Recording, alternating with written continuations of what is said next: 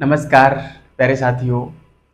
Kota university में PhD admission 2025 को लेकर जो साक्षात्कार की प्रक्रिया चल रही है उसमें 16 तारीख को यानी कल तो ड्राइंग और पेंटिंग्स वालों का साक्षात्कार होना है और 17 तारीख को ज्योग्राफी का साक्षात्कार होना है, जिसका नोटिफिकेशन भी 12 तारीख को ही आ गया था। किन किन साथियों को इंटरव्यू के लिए कॉल किया है, ये लिस्ट यदि आपको देखनी है तो सफलता विजन्स नाम से मेरा टेलीग्राम चैनल है, उस पे जाकर आप देख सकते हैं। पीडीएफ मैंने डाल रखी है, ठीक है। और 17 तारीख को यानी कि 17 सितंबर को सुबह 10 बजे से पहले पहले ज्योग्राफी के सभी स्टूडेंटों को इंटरव्यू के लिए पहुंच जाना है, जिनका इंटरव्यू कॉल हुआ है। टोटल 41 स्टूडेंटों का इंटरव्यू कॉल हुआ है। तो कौन कौन है वो 41, अपना नाम आप चेक करने के लिए मेरे टेलीग्राम चैनल सफलता विजन्स पर जाकर आप देख सकते हैं, ठीक है। अब साक्षात्कार में क्या क्या पूछा जाएगा, कैसे हम उसकी तैयारी करें और क्या क्या डॉक्यूमेंट्स लेके जाएं, ये भी कॉमन प्रश्न आप सभी के रहते हैं। तो प्यारे साथियों, जितनी भी आपकी मार्कशीटें हैं वो सारी लेके जानी है, ओरिजिनल लेके जानी है। नेट और जेआरएफ वाला जो आपके सर्टिफिकेट हैं वो लेके जाना है, नेट का स्कोर कार्ड है वो लेके जाना है, कास्ट सर्टिफिकेट लेटेस्ट वाला लेके जाना है, पिछले 1 साल से ज़्यादा पुराना नहीं होना चाहिए। और मतलब ओबीसी वगैरह के लिए, ओबीसी हो या ईडब्ल्यूएस वाला भी हो, है ना। और सॉरी, यदि आप किसी डिपार्टमेंट में जॉब कर रहे हैं तो जॉब वाला सर्टिफिकेट भी आपको लेके जाना है, ठीक है। आधार कार्ड लेके जाना है, ये सारी चीज़ लेके जानी है। इनकी एक एक फोटोकॉपी भी ले जाना और ओरिजिनल मार्कशीट भी सारी लेके जानी है और सारे डॉक्यूमेंट्स लेके जाने हैं। पूछेंगे क्या क्या, ये आपको मैं बता दूं, मैंने एक 50 प्रश्नों की एक पीडीएफ तैयार की थी। उन 50 प्रश्नों से बाहर कोई भी प्रश्न आपसे नहीं पूछा जाएगा। उसमें भी 15 एक प्रश्न हैं जो मैंने हाईलाइट किए हैं। उन 15 प्रश्नों को भी यदि आप अच्छे से तैयार कर लेते हैं तो आपका साक्षात्कार एकदम शानदार जाएगा।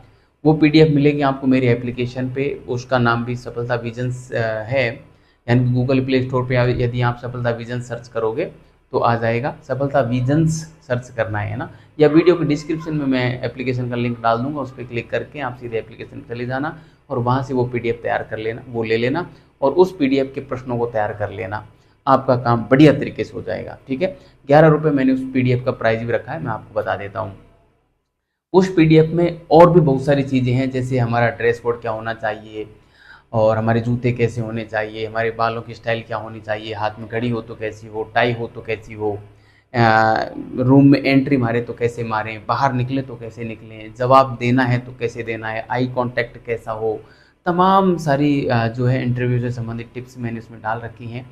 तो आपको बेहद फ़ायदा होगा उस पीडीएफ को देखने मात्र से। एक बार भी आप पढ़ लेंगे, 15 पेज की पीडीएफ है, तो आप आराम से 1 घंटे में उस पीडीएफ को पढ़ सकते हैं। तो 1 घंटे में आपको साक्षात्कार में क्या पूछा जाएगा, कैसे क्या करना है, पूरी चीज़ें आपको पता चल जाएंगी, ठीक है।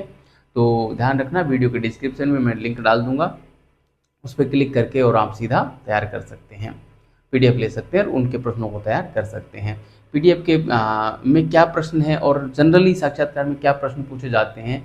तो प्यारे साथियों, जो साक्षात्कार का जो मेन प्रश्न होता है वो ये होता है कि आप किस टॉपिक पे पीएचडी करेंगे, यानी कि आपका टॉपिक क्या है या आपकी समस्या क्या है, वो यही पूछते हैं, ठीक है। और समस्या पूछने के बाद फिर समस्या से संबंधित विभिन्न सारे जो प्रश्न होते हैं वो करते हैं कि इस टॉपिक पे अब से पहले क्या शोध हो चुका है, इस टॉपिक को लेकर आपकी क्या हाइपोथेसिस है, यानी कि आपकी क्या परिकल्पना है, आपकी रिसर्च मेथोडोलॉजी क्या होगी, यानी कि शोध विधि क्या होगी, रिव्यू ऑफ रिलेटेड लिटरेचर के बारे में पूछ सकते हैं, यानी कि इस टॉपिक से संबंधित अब तक का जो शोध है वो क्या है ना। रिसर्च गैप पूछ सकते हैं, यानी क्या क्या शोध हो चुका है और क्या क्या शोध होना बाकी है, ठीक है। दोनों के बीच का अंतर शोध अंतराल कहलाता है, रिसर्च गैप, ठीक है।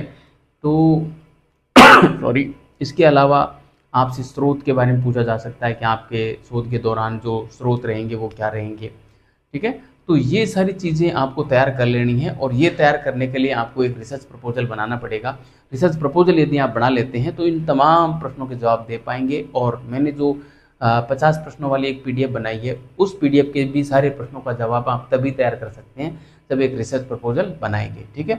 तो रिसर्च प्रपोजल कैसे बनाएं इसके लिए भी मेरे वीडियो पड़े हैं, आप देख सकते हैं। फिर भी समझ आ रही है तो मेरे संपर्क कर सकते हैं, मेरे से भी बनवा सकते हैं, मैं खुद भी बना के दे देता हूँ। ठीक है, चलिए मिलते हैं अगले सेशन में, तब तक के लिए धन्यवाद।